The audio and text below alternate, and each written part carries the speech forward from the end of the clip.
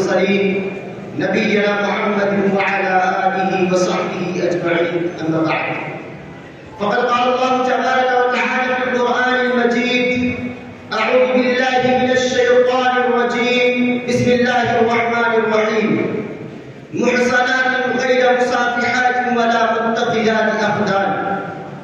صدر محترم، حکم صاحبان، مشفق مربی اساتذہ کرام، میرے عزیز ساتھی، آج کے اس سالانہ تقریری انعامی مسابقہ میں ہمیں جس موضوع کا مکلف بنایا گیا ہے وہ ہے مخلوط تعلیم اور معاشرے کو اس کے برے اثرات.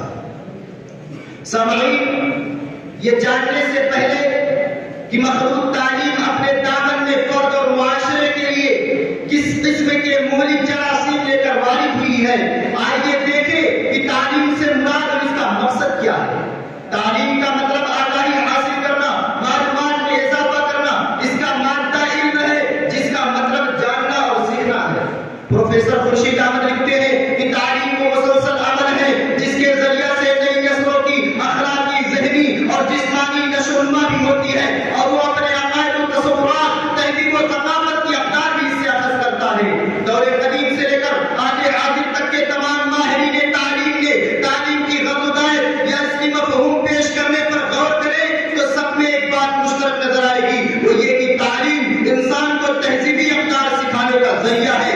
یہ الگ بات ہے کہ ہر معاشرے میں تہذیبی اقدار اپنی اپنی ہوتی ہے، لہذا ہر مذہب، ہر ملک اپنی اپنی تہذیبی اقدار اور روایات کے تناظر اور نئی نسل کو اپنا حامل بنانے والا نصاب تعلیم اور طریقہ کار اختیار کرتا ہے. ہم الحمدللہ مسلمان ہیں، ہماری معاشرتی اقدار ایمان بالغیب اور تصور آخرت پر مبنی ہے، لہذا ہمارا طریقہ تعلیم اور نصاب تعلیم دیگر اقوام سے مختلف ترجیحات کا حامل ہے.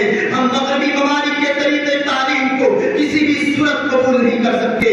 ایمان بالغیب اور تصور آخرت کی وجہ سے ایک مسلمان اور ایک غیر مسلم خصوصاً مغربی باشندے کے درمیان بہت فرق ہے، جیسا کہ اللہ رب العالمین علم کا مقصد معرفت الہی قرار دیتا ہے، جیسا کہ اللہ رب العالمین کا فرمان ہے فَاعْلَمْ أَنَّهُ لَا إِلَٰهَ إِلَّا اللَّهُ. جبکہ مغربی تعلیم کا تمام فلسفہ انکار الوہیت پر مبنی ہے. اسی طرح ہمارے لیے ہر کام کے نمونہ، آئیڈیل اللہ کے پیارے نبی جناب محمد رسول اللہ صلی اللہ علیہ وسلم کی ذات گرامی ہے، جیسا کہ اللہ کا فرمان ہے لَقَدْ كَانَ لَكُمْ فِي رَسُولِ اللَّهِ أُسْوَةٌ حَسَنَةٌ. جبکہ اہل مغرب کے یہاں کسی نبی یا لیڈر کی ذات بطور نمونہ نہیں. میرے بھائیوں، یاد رہے معاشرہ کوئی بھی ہو، جب وہ دین فطرت کے دیے گئے اصول و قوانین میں سے ایک کو بھی روپے عمل لاتا ہے تو اس کے امن پرور اور سکون بخش اثرات اس کو بہرحال حاصل ہوتے ہیں. اور جب کوئی معاشرہ اسلامی اصول و قواعد سے رکرداری کرتا ہے تو اس کی ہلاکت کے اثرات اس معاشرے کو ضرور لپیٹ میں لے لیتے ہیں. میرے بھائیوں، مخلوط تعلیم چونکہ اسلام کے دیے گئے اصول مرد و عورت کے الگ الگ دائرے کار، الگ الگ صلاحیتوں کے حامل اور الگ الگ حقوق و فرائض سے متصادم ہے، لہذا یہ طریقہ جہاں بھی اپنایا گیا اس کے بد اثرات نے معاشرے کو اپنے نوکیلے پنجوں میں جکڑ لیا. چنانچہ مغرب نے اس طریقے تعلیم کو اپنایا تو بے رحمی، بہیمیت اور جنسی گرم بازاری نے کہیں کا نہ چھوڑا. بالآخر سمجھدار طبقہ اس نتیجے پر پہنچا کہ مرد اور عورت کا دائرہ کار الگ الگ ہی نہیں تو بہتر ہے.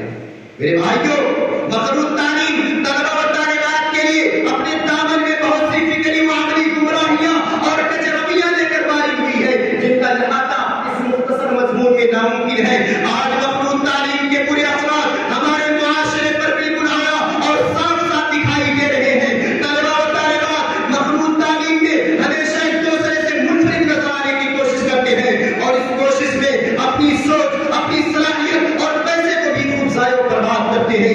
امام ابن حزم رحمۃ اللہ علیہ لکھتے ہیں کہ اگر مرد یہ محسوس کرے کہ وہاں پر نامحرم عورتیں بھی موجود ہیں جو اس کی باتیں سن رہی ہیں تو اس سے غیر معمولی اور خلاف دستور اقوال و حرکات صادر ہوتے ہیں اور وہ ایسی باتیں کرتا ہے جس کی ضرورت نہیں ہوتی. بس اوقات حلیہ انتہائی مذہبہ خیز بنایا جاتا ہے تاکہ لڑکیوں کی توجہ اس کی طرف مذکور ہو. مثلا کبھی لمبے بال رکھنا، کبھی پینٹ شرٹ کڑھائی دار کرتا پہن کر کے سامنے آ جانا، کبھی نیکر پہن کر کے سامنے آ جانا، کبھی پانیاں چھلنے اور ربڑ لگا کر کے گھومنا. اسی طرح لڑکیاں بھی منفرد نظر آنے کی کوشش کرتی ہیں اور اس کوشش میں اپنی کپڑوں کے ڈیزائن، چال چلن، نیز بیک اپ کے انداز، جوتے، زیور، ہاتھوں میں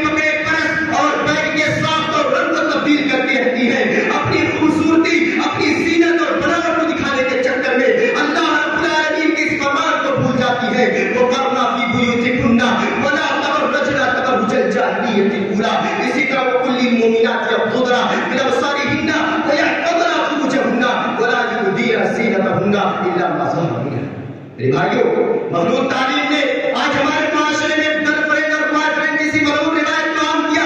اب اس قدر عام ہو گئی کہ 5 سال کے بچے بھی ایک دوسرے سے پوچھتے ہیں کہ تمہارا بوائے فرینڈ یا گرل فرینڈ کون ہے. امت کے غیور نوجوانوں سن لو، امت مسلمانہ کے مرد اور عورت کے درمیان کسی قسم کی دوستی چاہے گرل فرینڈ کی شکل میں ہو یا بوائے فرینڈ کی شکل میں ہو حرام قرار دی ہے اور محبت نامی فرینڈشپ کو انتہائی بدترین اور کبیرہ گناہ قرار دیا ہے.